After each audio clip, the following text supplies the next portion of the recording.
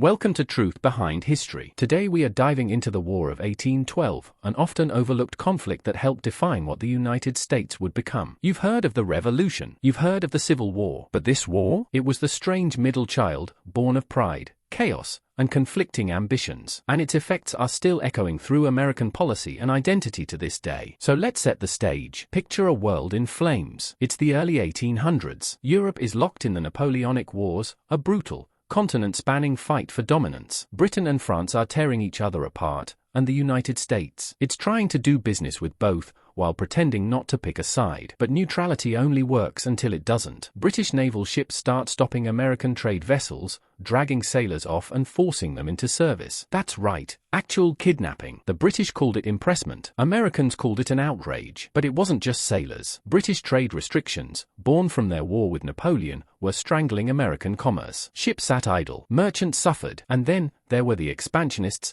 politicians and settlers alike, itching to push into Canada and beyond. They saw British control of Canada not just as a threat, but as an opportunity. Inside the US, things weren't exactly unified either. Jeffersonian Republicans, rooted in anti-centralist ideals, were gunning for war. But Federalists, especially in the commercial North, were skeptical. War would crush trade, and war costs money. Which brings us to the financial paradox. The US had just let its central bank expire in 1811. No national bank, no streamlined war chest. Instead, a messy patchwork of state banks and chaotic lending practices. Imagine trying to fight an empire while fumbling through your wallet at checkout. That was the US military budget. And here's the moral twist. The United States claimed it was fighting for liberty, against coercion, against British tyranny. But in reality, the US government was clamping down on trade, planning an invasion of Canada, and trying to rally a fractured nation with inconsistent funding and political discord. It was a war launched with ideals, and burdened by contradictions.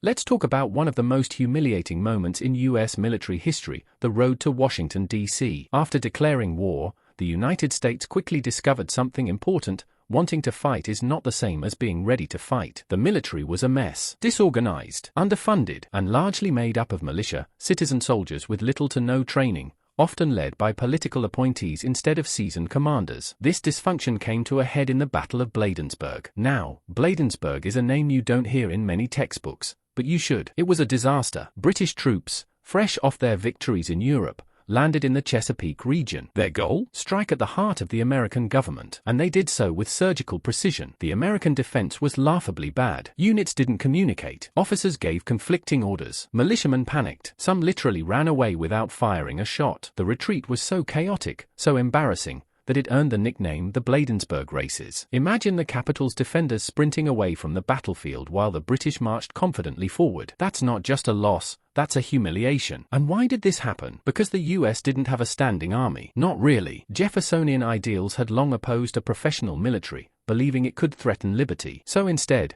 the country relied on a decentralized, state-based militia system. But when British redcoats come knocking, political theory doesn't hold the line. Soldiers do. And the British? They had just defeated Napoleon. They weren't some ragtag colonial force. These were hardened, professional troops. After Napoleon's temporary exile in 1814, Britain suddenly had room to breathe, and turned its attention across the Atlantic. Their plan was clear. Punish the Americans by striking a symbolic blow. Not just win battles, make the US feel it. Hit them where it hurts. And with Washington barely defended, it was an open invitation. The war effort, already riddled with contradictions and poor preparation, was about to pay the price for its strategic blindness.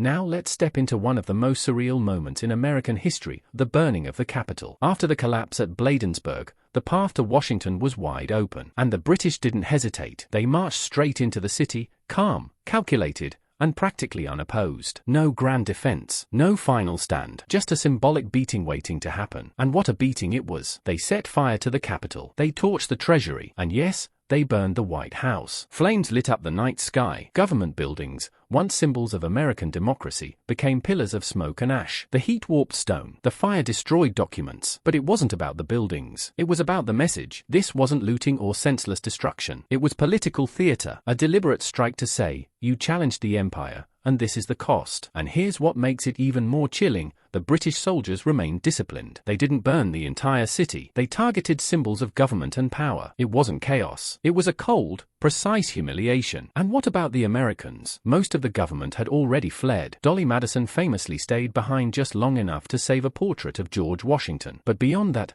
there was little resistance. No dramatic defense of liberty. Just retreat. For the average citizen, it was a psychological shock. Seeing your capital invaded and burned by the very empire your country fought to escape from, cut deep. It wasn't just a military defeat. It was a national trauma. And it left Americans with a burning question, pun intended: if we can't even protect our capital, what are we even fighting for? So what happens after your capital burns to the ground? You rebuild, but more importantly, you remember. The destruction of Washington, as humiliating as it was, didn't break the American spirit, it galvanized it. For the first time, a shared sense of identity began to take root. Not just Virginians or New Yorkers or South Carolinians. Americans. That fire lit something deeper than kindling. It forged a new nationalism, a feeling that the nation, this fragile, experimental republic, was worth protecting. And sometimes, it takes disaster to draw the lines that define who we are. Take the White House. After it was burned, it wasn't just repaired, it became a symbol. A phoenix rising from the ashes. The rebuilding was more than architectural. It was emotional. It said, "We're still here. You can burn our buildings, but not our resolve." And this moment forced a hard conversation. For years, the US had resisted central power. No standing army, no central bank, minimal federal authority. But after nearly losing the capital, even Jeffersonians had to admit, maybe a little structure isn't tyranny. Maybe some unity is survival. So in the ashes of war, new debates rose about the balance between liberty and order, between decentralization and strength. And while those questions weren't answered overnight, the war pushed them front and center. The trauma didn't just scar the landscape, it changed the political weather. And for a country that often stumbled forward on conflicting ideals, this moment of clarity, born from smoke and shame, was a turning point.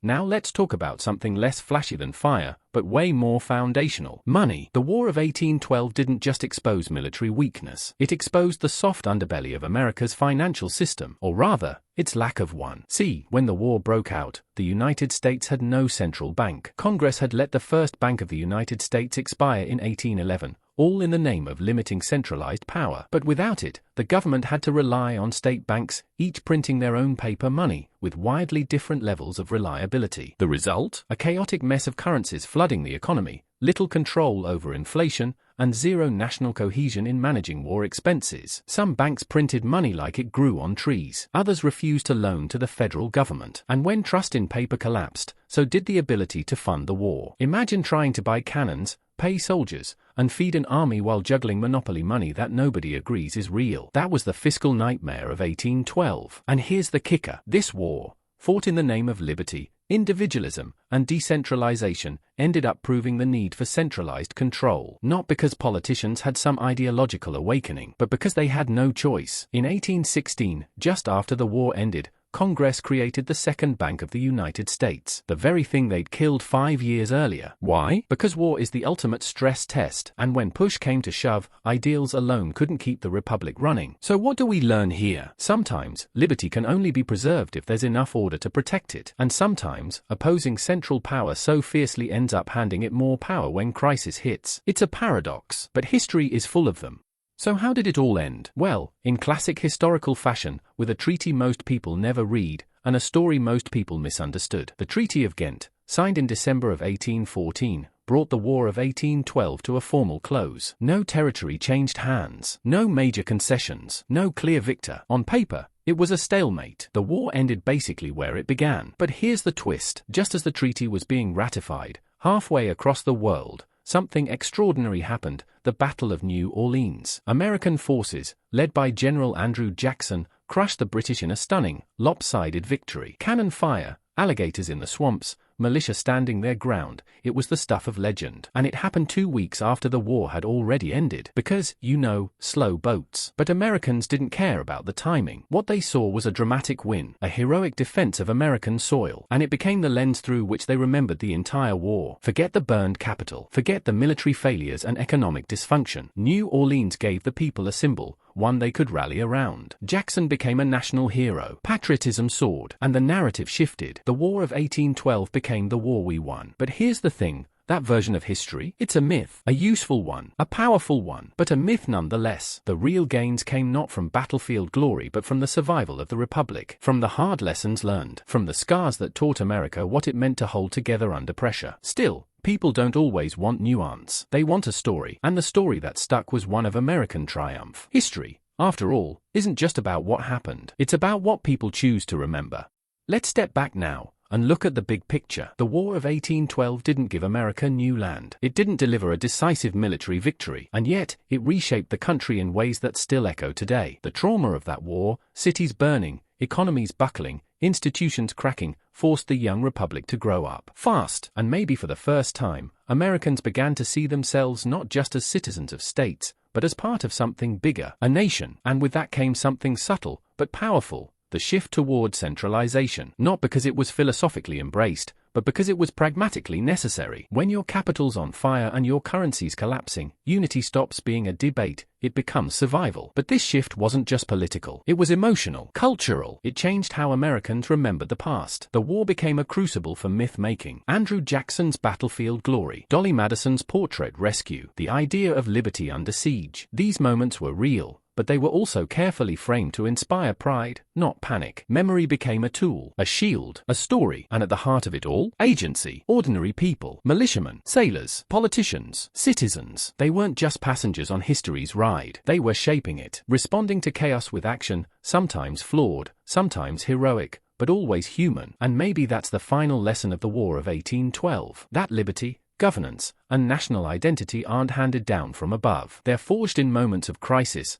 by people who step up or run away, by choices made when the stakes are high and the outcome is uncertain. History isn't just what happened, it's what we do with what happened. So if you've enjoyed this journey through fire, failure, and forgotten victories, like the video, drop a comment, hit that subscribe button, and if you want to go even deeper, check out my book History They Tried to Erase, linked in the description, because the past isn't just a collection of dates and battles. It's the key to understanding how we got here, and where we might be headed next. Thanks for watching Truth Behind History, and stay curious.